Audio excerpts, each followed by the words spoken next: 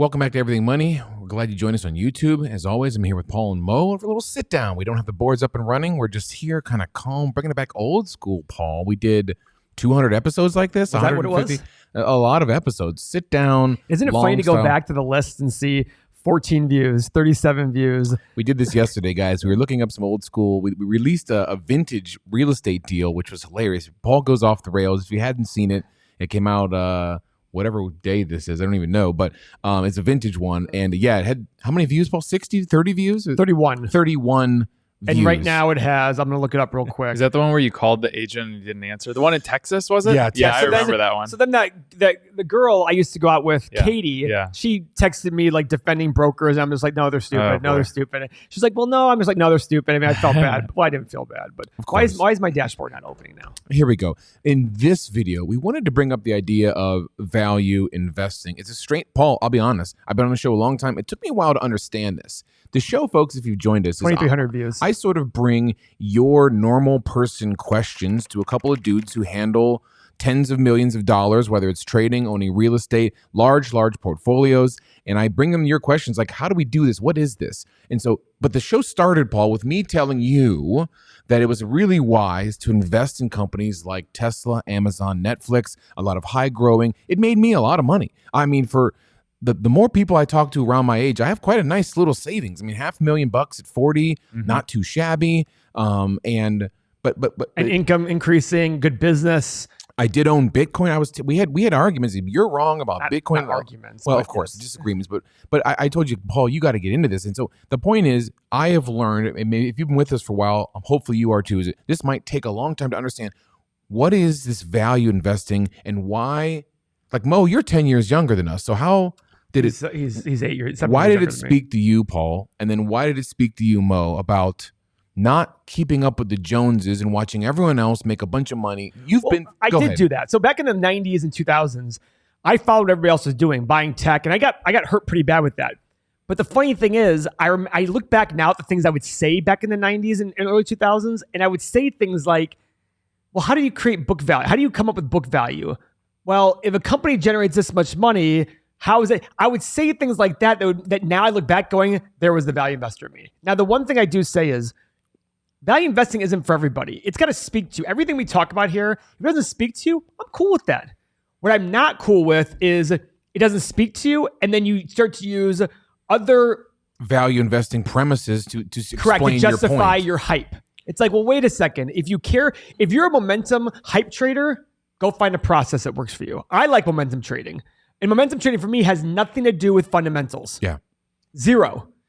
Mo here does stock trading with charts. Has nothing to do with fundamentals. Zero. I'm okay with that. I'm absolutely okay with that. What I have a problem with is sitting there and saying completely stupid things like, if they're a disruptor, buy them. Yes. Well, what if they're issuing 100% more shares every single year and diluting the heck out of you? That shouldn't matter, right? Well, according to them, it shouldn't matter, but absolutely it does matter. I see. And those are the things where I go, hang on a second. There is a huge difference between understanding fundamentals and being a hype investor, hype trader. I'm okay with either one. Yes. Stay in your lane when you're focusing on. When I make my value investment decisions, I don't care about the stock price. When I make my momentum trading, I couldn't care less about the fundamentals at all. I'm just asking people to be consistent. That is it. It spoke to me early on, and as time went on, I started reading more about Warren Buffett going, yeah, this makes sense to me, because I always liked understanding why. Just like at work, I don't get upset with people who make mistakes if their why made sense. Okay, your why made sense. I can understand that. I actually get more upset when they do well, but there was no good why behind it. I'm like, wait a second. I'm like, well, Paul, we had a good outcome. I'm like, no, I don't care about That's that. True. You got lucky. Mm-hmm. And you might get lucky, but if there's no process, I'm very big on process. And if there's no process, what are you doing? Mo, what about your history? What were you doing before? How did you come around to, because you guys have a very same mindset that you're trying to teach me, and it's been working for years. It wasn't, I always follow the news, and I've been trading for a long time, and I made a lot of my money trading. So what had happened was it got to the point where, it became a lot of money. I needed to do something. I wasn't just going to trade it. And that's the point where I'm at. I'm usually right now, it's probably 95 to 98% of my portfolio is value. Okay. I don't trade very much. But I would watch people on TV before I became close with Paul. I would watch people on TV and see, and I'm like, yeah, I don't agree with that. This doesn't make any sense, what they're saying. Then we started talking about, I moved to Cleveland, moved into the office, and then he started talking about Warren Buffett, and I started reading different books, and I was like, yeah, this makes a lot of sense to me. So it was always there for me, but I didn't know where to put it. Then I figured out where to put it. Then I started working with you, working with Gary, and now it just all falls right into place. And I think it also helped the fact that I had real estate in other businesses. And over time, I started to say, well, why would it be different if I value my business here versus stocks? And that's one of the most fundamental parts of value investing is you're buying a business, not a stock, right? You're buying a business. And that's why it makes so much sense to me. So for me, the transfer was when you bought that book for me, The Little Book That Beats the Market by Joel Greenblatt. And we talk about it on the show all the time, but really, I don't know why you thought I was ready to read this book, but it's a very simplistic book. You know, I've explained before, guys, my son, my 10-year-old has read the book. He listens to it on tape. I mean, he knows all about the process, but it really dumbs everything down to a normal person saying, like, the book starts with Jimmy has a bubblegum business in 5th grade, and he wants to buy pieces of bubblegum for 25 cents and sell them for $1. And then if that grows and grows and grows into a big business, what is this business worth? What would you pay for it? And so when I like having conversations with normal people in our Patreon, on the Discord channel, we hear a lot of people saying, I lost my butt. And at some point, your process or value investing makes sense. But I do have a lot of these normal conversations with people when they try and give me stock tips. And I literally would just pull up and be like, you know, this A company is worth $2 billion, but they actually don't have any revenue at all. And I just straight up say, why would you buy this company? And it's sort of, usually when you just dumb that down, there's like, I don't know why I would do that. The one thing I always hear is, well, they got a lot of potential. I'm like, okay. Yeah. I mean, I looked at the one at $20 billion. Why not $200 billion? Where does it stop? That's the thing. In the value investing world, that's really what it comes down to. Where does it stop? What are you paying for that potential? If you don't believe you can overpay for potential, I need you to go take your money and flush it down the toilet. Mm-hmm. If you believe you can overpay, because I always bring the analogy. Make the baseball analogy. But so I always bring the analogy. The biggest contract is Mike Trout. Yeah. Well, he's huge. Just go with that. Okay. One. Do we go out there and pay every high school kid or every minor league baseball player $30 million a year? They all have the potential of becoming the next Mike Trout. Why don't you? Why don't you? Because they haven't proven it. They haven't proven it yet. The same thing. Now, if one person's on track to do that more likely than another person, they will probably make more money than person B. And that's reasonable. But to pay them $30 million a year, I'm going to be a billionaire someday. Give me my $1 billion right now. No. And even with the potential of Mike Trout being better than the rest of the field, you're not, even as he's growing through the minor leagues, you're not giving him a $30 million contract. You're going to wait until he gets to the major leagues, proves that he can play a little bit in the major leagues, then he gets his $30 million. And actually, let's look that up. Let these companies prove themselves. And let's look up what Mike Trout was even before Mike Trout was the Mike Trout. Let's look at what he was making. He recently signed a 12-year, $430 million contract. 12 years and $430 million. What is that? $35,000, $36,000, $36 million a year. Oh, crazy. First year, $1.2 million. Second year, $150,000. Third year, $480,000. Wow. Fourth year, $510,000. Fifth year, $6 million. Sixth year, $5.25. Wow.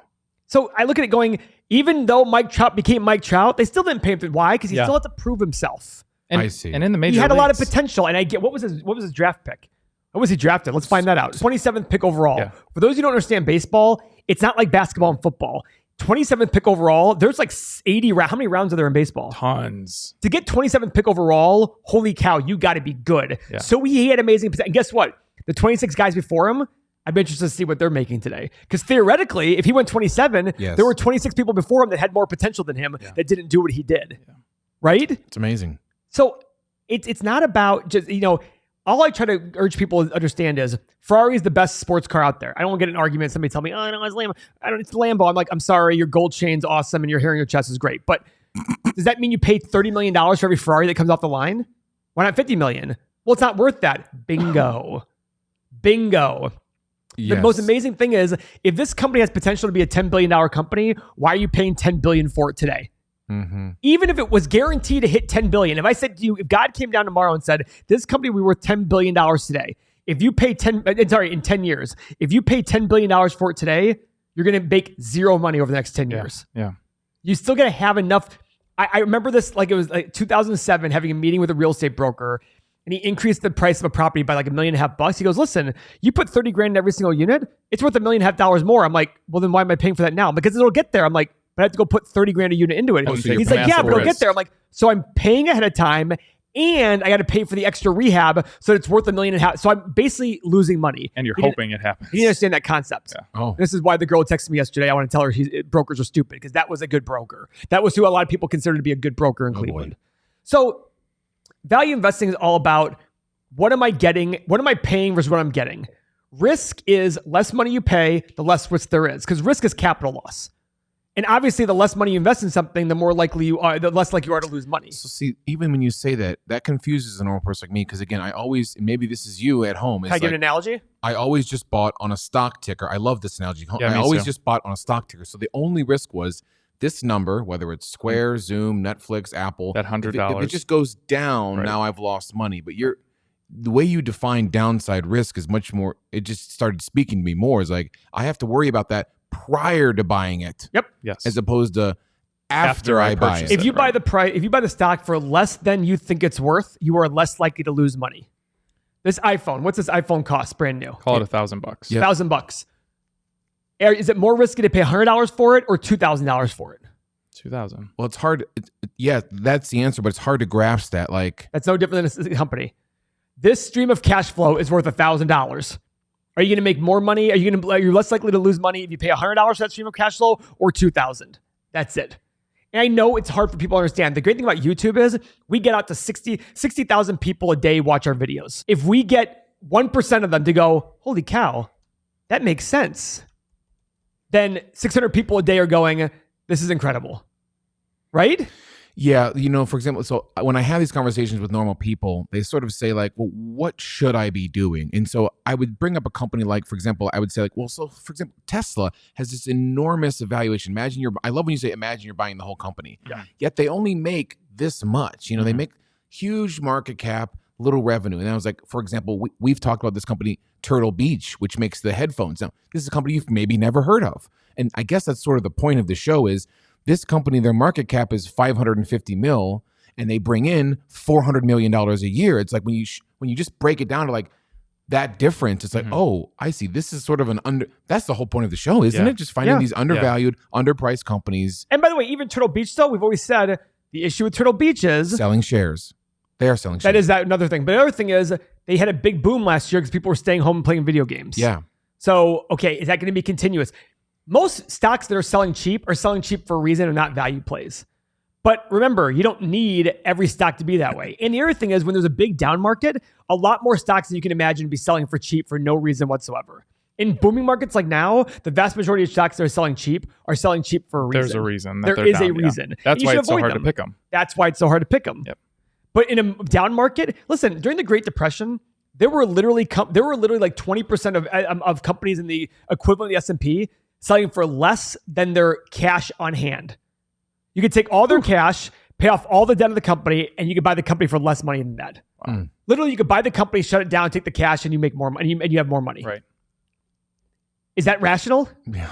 No, but people's emotions were looking at stock prices. Now, the good news is for value investors, use people's emotions to your advantage. Yes, definitely. That's where you're going to make money. Definitely. It's harder during boom times, but during down times, you're telling me, like we talk about Intel. I like Intel. If Intel went to $25 a share, I'm worried about how much I would buy. Yeah. I worry about that going, where would I draw the line? Yeah, you've taught me to get excited on red days as opposed to start freaking out. Red days, get excited on red years. Yeah, we kind of talked about this the other day about Intel. We were sitting somewhere, we were sitting on like a bench, and I was like, when do we start buying Intel and how much do we buy? And because the plan is dollar cost average down. It's like, well, where do you stop? I can afford to not be in the market for long periods of time. Don't do that out there. Right. Buy your ETFs.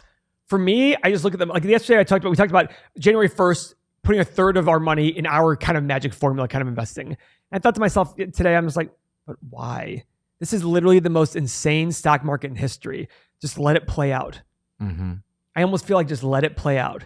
Mike and I were just upstairs. We have 8-9 businesses upstairs. I should find out the number, guys. Keep saying 8 or 9. And we have real estate and we have all these things going. We're buying a new house at Turks and Caicos for rental. It's going to do great. And he was saying something about something he wanted to do personally. He's like, yeah, but what about this money? I'm like, Mikey, we have 8. He's like, yeah, you're right. I didn't talk about options. I've made 1/10 of what I'm going to make in options. So far. That's the biggest going back to what you were saying about getting into the market with 30%. That's the biggest reason that I want to get into the market. And I think that cash. It's a lot of cash every month too. So, and if you're doing covered calls in a downward market, you're going to be it's going to be easy money. Exactly. But value investing just always spoke to me because my brain was wired that way. I don't know how your brain is wired. Can it be changed? Seth, I've seen a change in your massive change. Massive change in the way you look at things. Yeah. And I don't think it's as disingenuous, like, oh, I'm friends with Paul and I'm on the show, I should believe it. You like literally go like, Paul, I was meeting with this person, they said this. I'm like, don't look now, Seth. Yeah. You're like, oh my God, you're right. Yeah. It's incredible. It's taken like 3 years. Which I don't think is fast. That's why I think. Because I think you either get it or you never get it. True. That's what Warren Buffett believes. But also the fact that it's taken him 3 years, I think that's why it's genuine. It's not just because you're friends with Paul. You know, you literally had to take 3 years to convince yourself to say, oh, this is starting to make sense. Our house in Mexico and the new one in Turks and Caicos. Literally, Andrew said to me, Paul, I looked up the appreciation rate of houses in Turks and Caicos. I went like this. Stop. I don't care. I don't care what the value is. Right. So why should I care about that with a publicly traded company? What he means, folks, is like if he runs a solid business out of this rental house that keeps generating money, a high rate of return, the price of the house really doesn't matter. You know, eventually it'll go up. Yeah. I don't care if you wake up next year. I'm paying $1.7 million for the house. Somebody comes to me next year and goes, Paul, it's worth 1.8. Yippee! I just bought a new house. I got a text from somebody saying, Paul, I think you have 400 grand in equity in that house. And I wrote, don't care.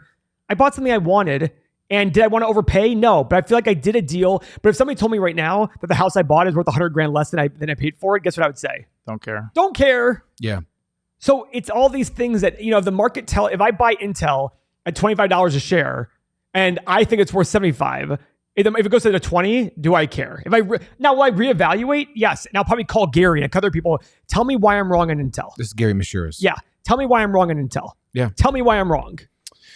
Yeah, folks, to sum it up, I would say this is, I've heard a lot. I have a lot of friends. I'm very social. I photograph weddings for the past decade. I meet a lot of people, Paul, on Saturdays. And by the way, speaking of which, I want you, me, and Beth to sit down. Go on.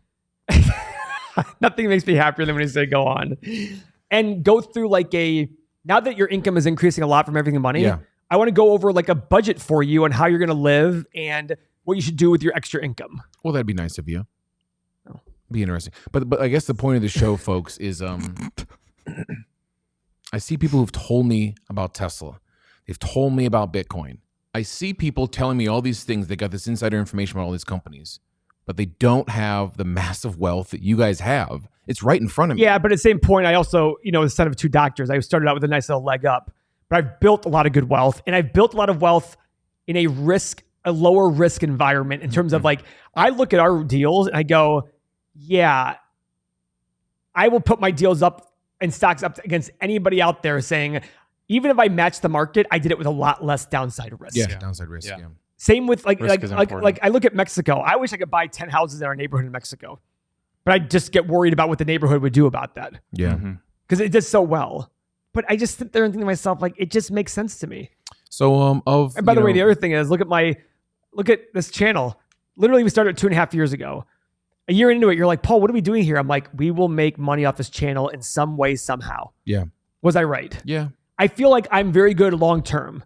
Very, very good. When I see a path to something, when I see an end goal, the path might be wrong to start, but we will figure out the path to it. Well, this is the guidance I've liked as a normal person is I did not see the path. I didn't see, I questioned where we were going at the time, but you've taught me, so that's the point of the show, folks. It's just more disciplined, math-based approach that is most likely going to be pretty rare if you talk to any of your friends, uncles, people who probably they think they know about money investing. This is going to sound really wrong and sadly kind of rare, but the biggest Tesla fanboy I know, when I offered him a part in a house in Mexico, he said, well, let me see the projections. I'm like, oh, suddenly projections matter to you. Yeah. Suddenly numbers matter to you.